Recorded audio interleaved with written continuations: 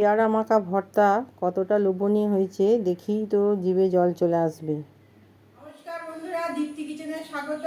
বর্ষাকালে গাছে গাছে প্রচুর পরিমাণে পেয়ারা হয়, আর এই সময় পেয়ারা খাওয়া খুবই উপকার। পেয়ারা সারা বছরই হয়, তবে এই সময় প্রচুর পরিমাণে পেয়ারা হয়। আর পেয়ারা খুবই একটা উপকারী ফল, আপেলের সমান এর উপকার। তা আপনাদের সামনে নিয়ে চলে এলাম একটা পেয়ারার রেসিপি। পেয়ারার যে রেসিপিটি করবো খেতে দুর্দান্ত এবং লোভনীয় হবে। আজকে তৈরি করে দেখাবো জিভে জল আনা কাসুন্দি দিয়ে ঝাল ঝাল পেয়ারা মাখা।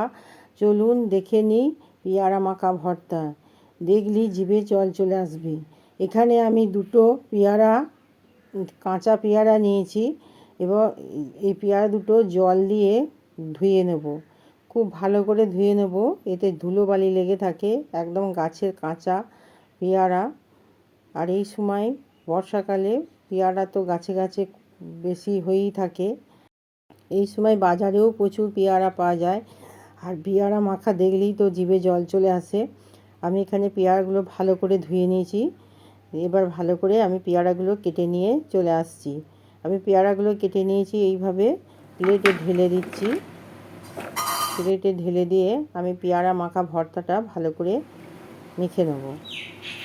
আমি কি উপকরণগুলো দিচ্ছি, এখানে দিচ্ছি বিট লবণ।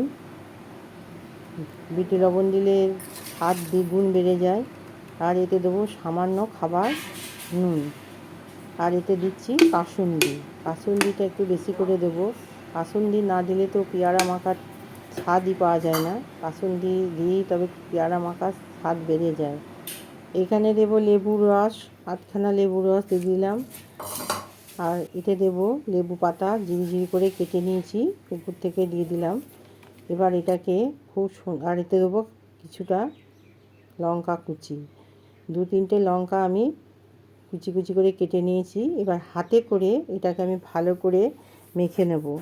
হাতে করে মাখলে খেতে ভালো লাগে। দেখুন কত সুন্দর হয়েছে, দেখেই তো লোভ লাগছে। কতটা দেখুন লোভনীয় হয়েছে। আমি তো লোভ সামলাতে পারছি না। আমি একটা খেয়ে দেখি কতটা সুন্দর হয়েছে। দারুণ হয়েছে, খুব টেস্ট হয়েছে।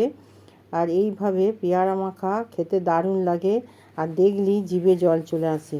বন্ধুরা, আমার রেসিপিটি যদি ভালো লেগে থাকে অবশ্যই একটা লাইক, শেয়ার, সাবস্ক্রাইব করবেন। ধন্যবাদ।